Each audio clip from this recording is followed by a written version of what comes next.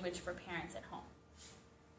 Was there a question? And part of that as well, you will start to see that like teachers will catch on to the things that parents struggle with and will start to adjust their homework in advance. So like I'd have a parent tell me, I used to have to highlight all of the math words and now they just come in bold and they come like already in both languages and I don't need like the extra day on my homework because the teachers get to know their families and their parents and know how they can best support them.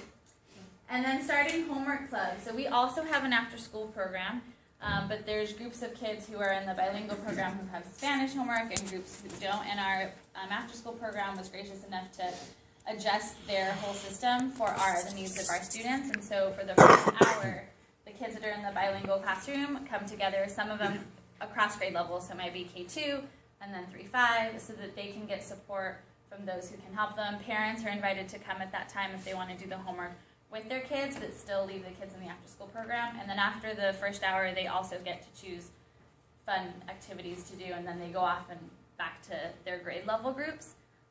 But that's been a really big help for our parents, is those homework clubs.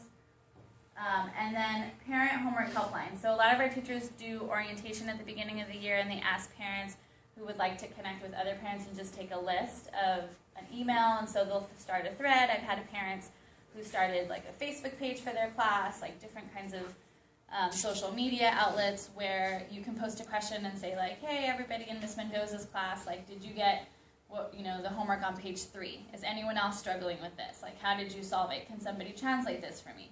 And parents, like, without the help of the teacher, can go through and just support each other because all the classrooms have parents of different varied language levels in terms of the new language that they're learning. And so they connect that way, and a lot of times it's much faster response than emailing the teacher at 8:30 and then waiting for that response the next day. It's also helped our teachers be a lot more supportive of the parents because they realize that they take the initiative and it's not all on their shoulders. There's different ways. You can do a phone tree where you all like can call each other, and I've had parents who put like, I can read, write, and speak in Spanish, or I only speak it, or I only, my writing is average, and so then parents know, like, who can I call to see? Or the same thing via email. Start, like, an email thread, put everybody on there, this week's homework, who can help me? And again, previewing the homework on the weekend, that goes with the highlighting, so just getting it a little bit in advance to be able to pinpoint what you are going to struggle with before your child sees it. Are there questions yet? You're okay, we'll wait. Okay, and then something that always comes up as well is like reading with my child in another language. How, I can do the homework part, that's 1 or 2 questions. What if I want to sit and actually read like an entire book, which sometimes is a lot more important than just a couple of pages of homework.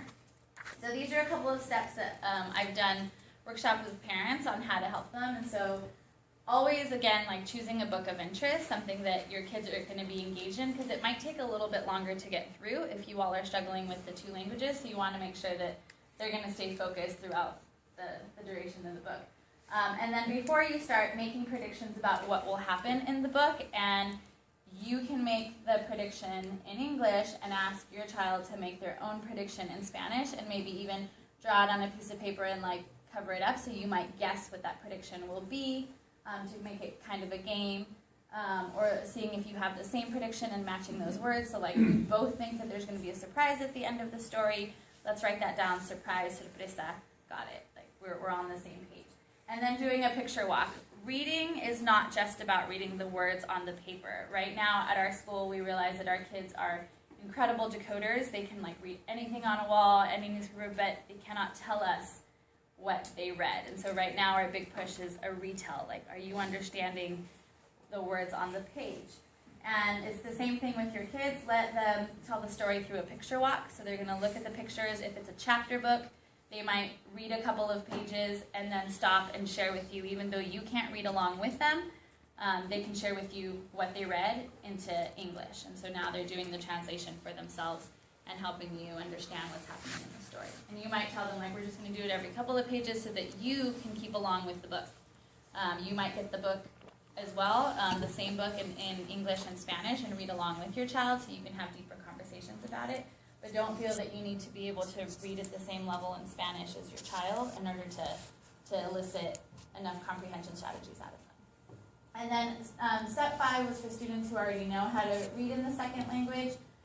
Remember, we're targeting K2, so I think that's the same as your school. So some of our kids were not readers yet when we started doing this strategy at home. And ask your child to read the book while you check for understanding in the primary language. So they might read a whole book in Spanish, and then at the end, you can ask them, like, what did you understand? And have them tell you again. And then writing, like, small reports together. So you might do, I put a couple of different things on there. A comic strip, a storyboard, an accordion book. So being able to even, like, visualize it and putting it out into sequence, and then tell you once in English, once in Spanish, and then in English again, and then challenging you to retell it in Spanish.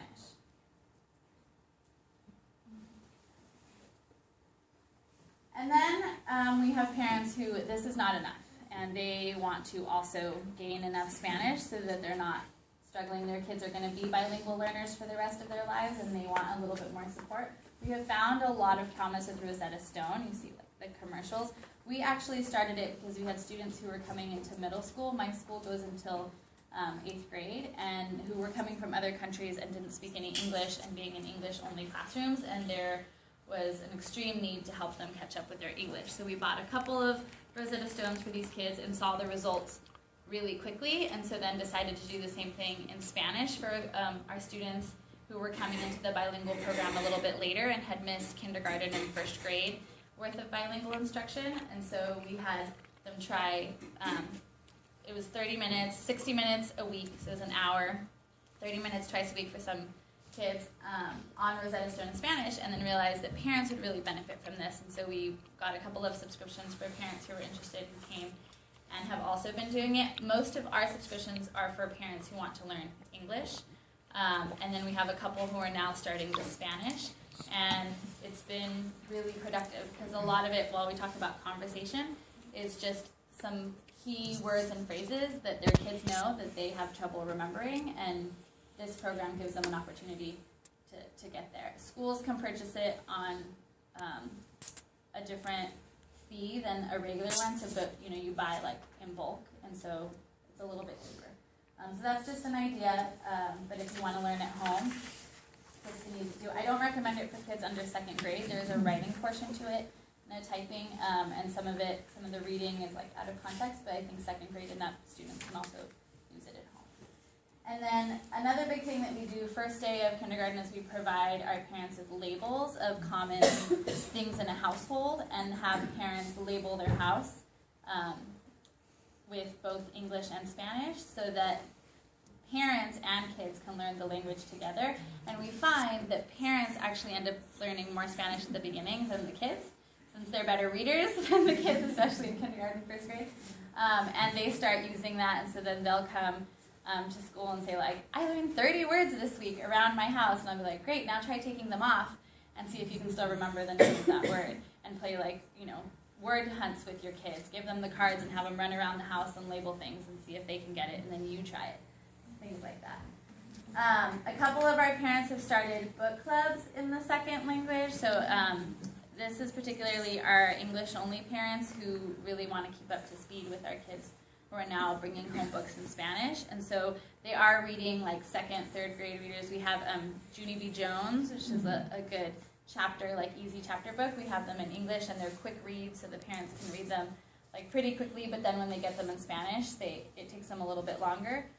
So we have that happening. We do have a parent center at our school, so the parents kind of decide what days of the week they want to meet. They want to talk about the group, and then our parent coordinator checks in with them. I check in with them.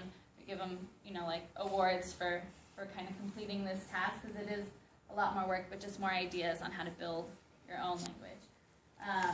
And then practicing Spanish activities together. So I've given you 2 links to websites that you can click, and there's a variety of activities, games, sports, and I'll give you a whole other list. So other games to build language skills. There's a link directly for rhyming games. Rhyming is such a great way to build the language skill in any language, and it will transfer. So if you want to print out these activities in English and in Spanish and play in English with them, you'll see that once they do it in Spanish, it it transfers.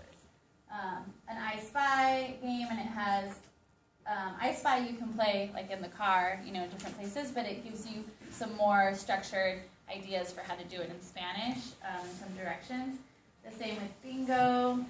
There's a memory game, and if you see the picture of the plate, matching pin games, those are really easy to make, and you can use them with almost anything. So you might find that this might be a good resources for something other than language. You might use it for science or math.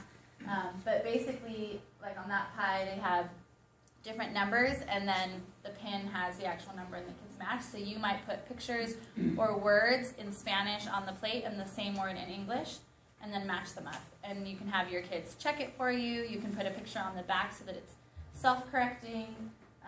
You can do this on plates. You can do it on strips of ribbon, different ideas. And so if you're on Pinterest, there's a couple of websites on there. And the other resource was that multilingualchildren.org that I was telling you about. So I put that website on there, and it has a lot of resources and information about raising bilingual kids and questions that come up. And I think it's a really good resource for parents. And then the other one is SpanishPlayground.net. We'll also have other just activities that you can print and do across different grade levels. And that's it.